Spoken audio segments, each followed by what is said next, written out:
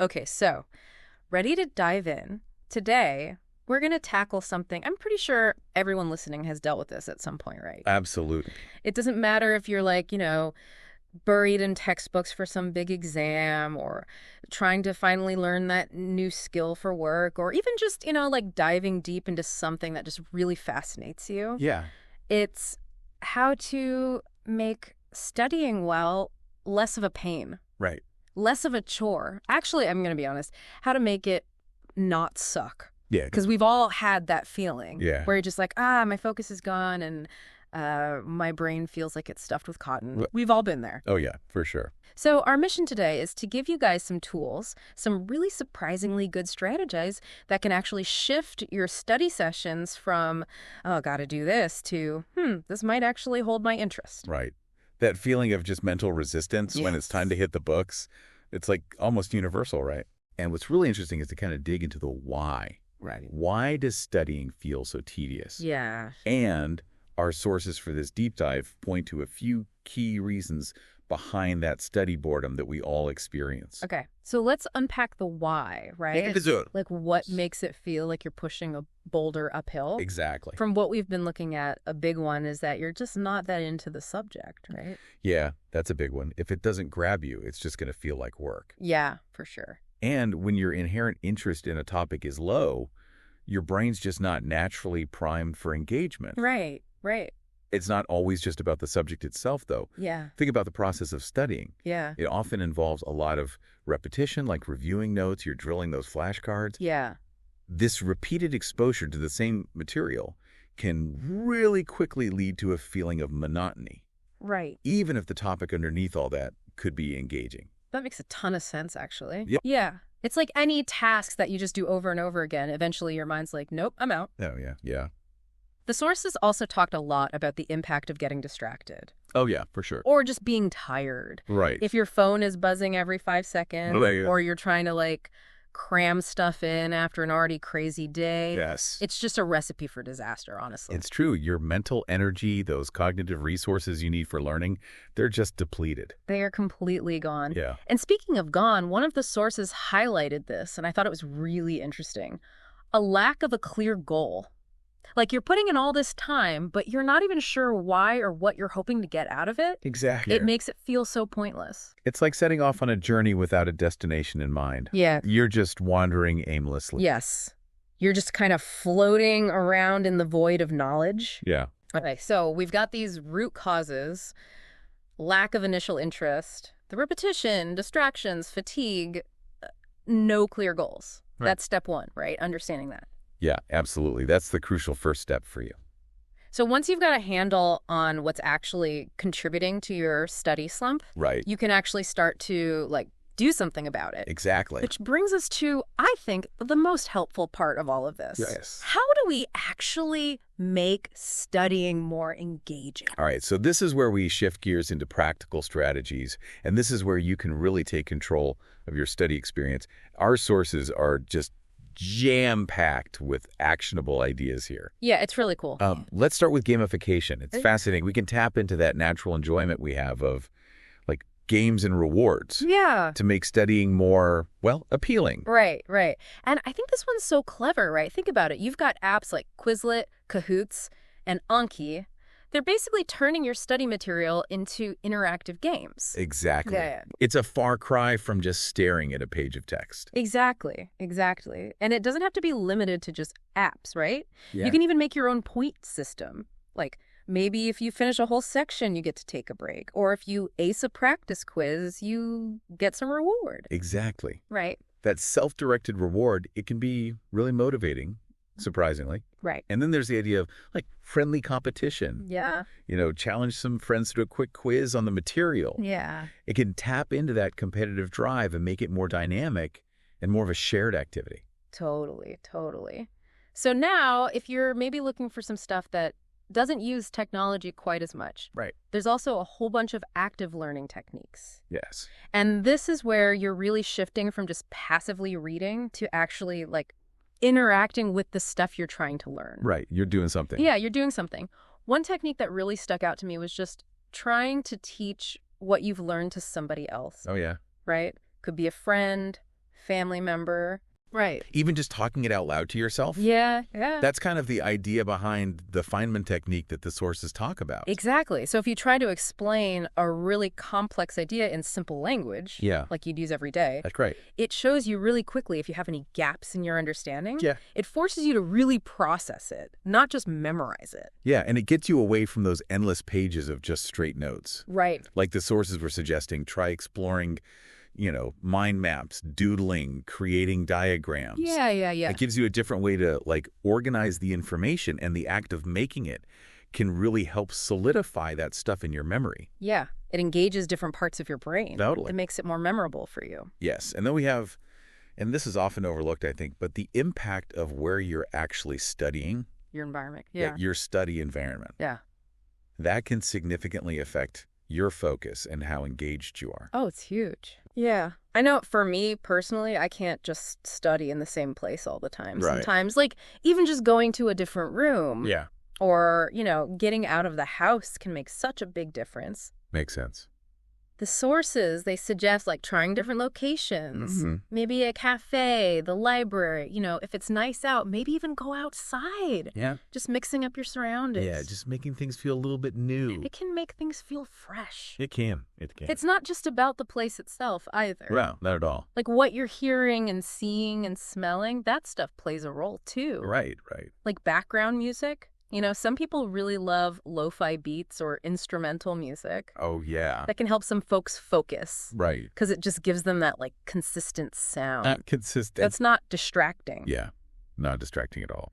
And, of course, got to give a shout out to the Pomodoro technique. Yeah. The Pomodoro technique. Those short bursts of focused work with little breaks in between. Right. 25 minutes on, 5 minutes off. Right. It's really amazing how much more doable studying feels when you break it down like that. It makes it way less intimidating. I am a huge fan Yeah. of the Pomodoro technique. I use it all the time. Me too. It really stops me from getting completely overwhelmed Yeah. when I've got a mountain of stuff to do. Right. And speaking of engaging different senses, right? The sources also talked about incorporating multimedia learning.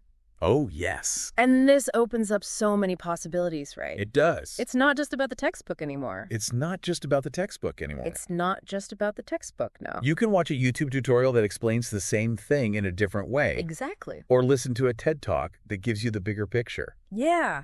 Right.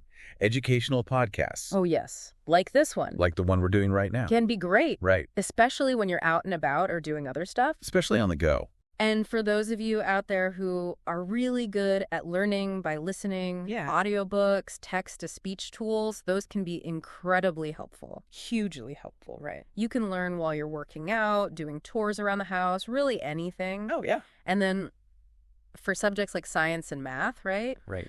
Interactive simulations, virtual labs, those can be so much more hands-on and engaging than just looking at equations on a page. Yeah.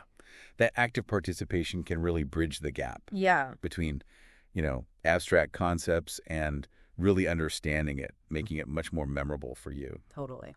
Now, let's kind of shift gears a little bit. Okay. Let's talk about the social side of learning. Okay. Because studying alone, that can definitely lead to feeling bored and disconnected. Oh, 100%. Yeah. Sometimes just having another person around, Really? even if you're not working on the same thing, Yeah. can make a big difference. Yeah, for sure. The sources we looked at suggest forming study groups. Oh, study groups are great. Right. And the cool thing about study groups is you can take turns explaining tricky concepts to each other. Exactly. Which reinforces your own understanding. Right. But it also gives you different ways of looking at the material. Right.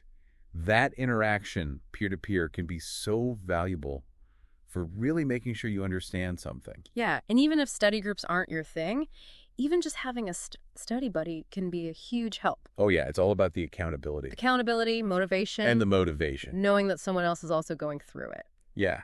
Right. Yeah. Makes it easier to, stay on track. For sure. And these days, you don't even have to be in the same room to do that. No, not at all. It's the age of the internet. You've got online communities, forums, Discord groups, Reddit threads, all dedicated to whatever you're studying. Exactly. You can ask questions, share resources, chat with other people who are learning the same stuff. Right. And there's this interesting technique called body doubling. Body double. It might sound a little weird, Yeah. but it's basically just studying while someone else is there too. Okay. Either in the same room or like on a video call. You don't have to Okay. talk or anything. Okay. But just having another person working, it can help you focus Yeah. and stop you from procrastinating. It's like having a silent study partner. Exactly. Exactly. Okay, now let's talk about how to stay motivated in the long run. Okay. Because even with all these awesome techniques, Yeah. it's easy to lose steam. It is. It is. And that is where the power of rewarding yourself comes in. Oh, yeah. A reward system Yeah. can be a really effective way to keep that motivation going. It doesn't have to be anything crazy either. No, not at all. Right. It could be a little treat after a tough section Yeah. or, some guilt-free time to relax Yes. after a good study session. And I think this is important too. You've got to break down those big, scary goals into smaller ones. Oh, yeah. Bite-sized chunks. Yeah. Mini goals. Many goals. Because when you hit those milestones along the way, it makes you feel like you're actually getting somewhere. Exactly. Yeah. It's way less daunting, right, It is.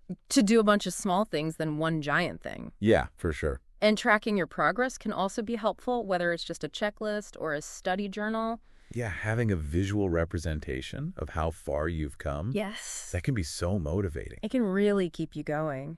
And don't underestimate how good movement can make you feel, too. Oh, movement is key. Taking breaks to stretch, going for a quick walk, Yeah, that's not just for your body. it's for your mind, too. It's for your mind. It helps your energy levels. It helps you focus better. It's true. Yeah. Sitting in the same position for hours Yes. just makes you mentally exhausted. Yeah, it does.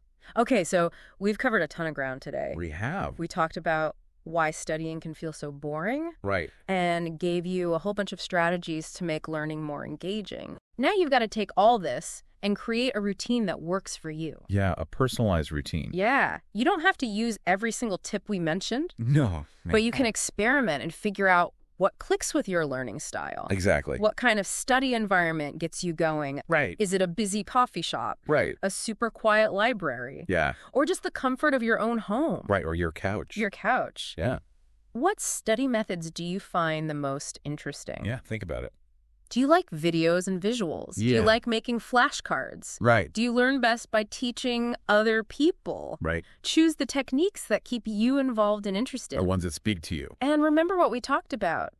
Those shorter, more focused sessions with breaks in between. Yes, pacing yourself. Find a rhythm that keeps you from burning out. Yes. Don't try and cram everything in at once. It's a marathon, not a sprint. Yes.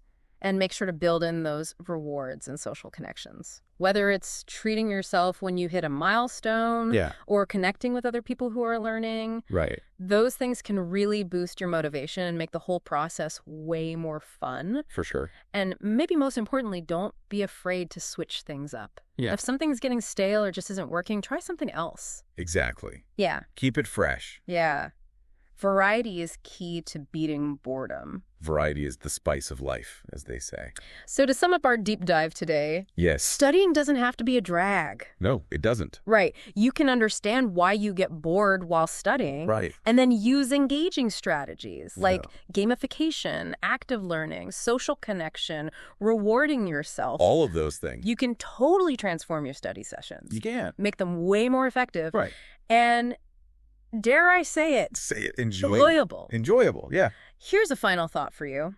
Choose just one or two of the things we talked about today Okay. and really make an effort to use them in your next study session. Just try it out. Then think about how it changed how you felt about the material Yeah. and how well you actually understood it. You might be surprised. Yeah, you might be.